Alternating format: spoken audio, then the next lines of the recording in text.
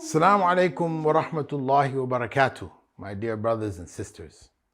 This is another verse from the Quranic Reflections series, and it's from Surah Al-Baqara. وَبَشِّرِ الَّذِينَ آمَنُوا وَعَمِلُوا الصَّالِحَاتِ أَنَّ لَهُمْ جَنَّاتٍ تَجْرِي مِن تَحْتِهَا الْأَنْهَارُ. Give glad tidings to those who believe and do righteous deeds, that they will have gardens in paradise with rivers flowing beneath them. This verse addresses the ultimate reward for belief and righteous deeds. The first point of reflection is that the good news of paradise awaiting those who believe and do righteous deeds is one of a combination of both belief and righteous deeds. That's what the good news is for. Paradise is awaiting those who believe and also do righteous deeds, not just those who believe. And this combination of belief and righteous deeds is repeated throughout the Quran. And this emphasizes that belief alone is not enough. To consider hijab or prayer, fasting, etc. as external acts which we don't need to focus on, that's a big mistake.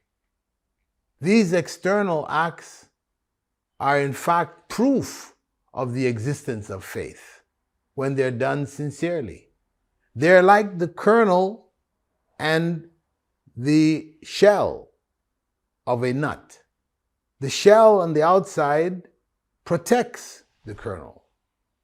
Once you leave that shell, break it, and expose the kernel will go bad. So the claim that my Islam is in my heart, not worn on my chest like a badge. Some people say this.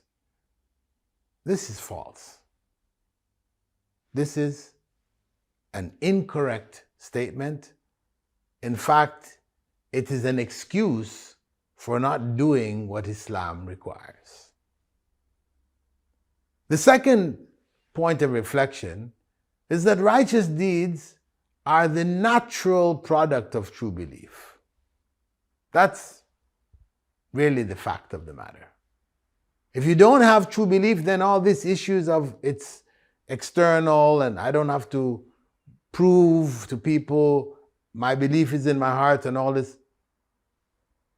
that's when the righteous deeds that people do are not the natural product of true faith.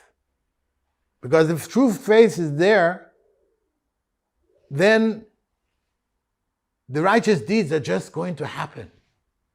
They necessitate righteous deeds. Otherwise, the verbal claim of belief remains only empty words. And the third point of reflection is that difficult, trying times can cause people to disbelieve and to do evil deeds. In our times of weakness and doubt and pressure, distress, etc., people may question,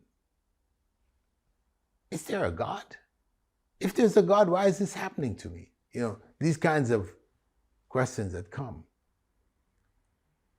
So we may be tempted by difficulty to express disbelief. But we should remember the divine promise of paradise is for belief and good deeds. Not just for belief, but belief and good deeds. Barakallahu feekum. Assalamu alaikum wa rahmatullahi wa barakatuh.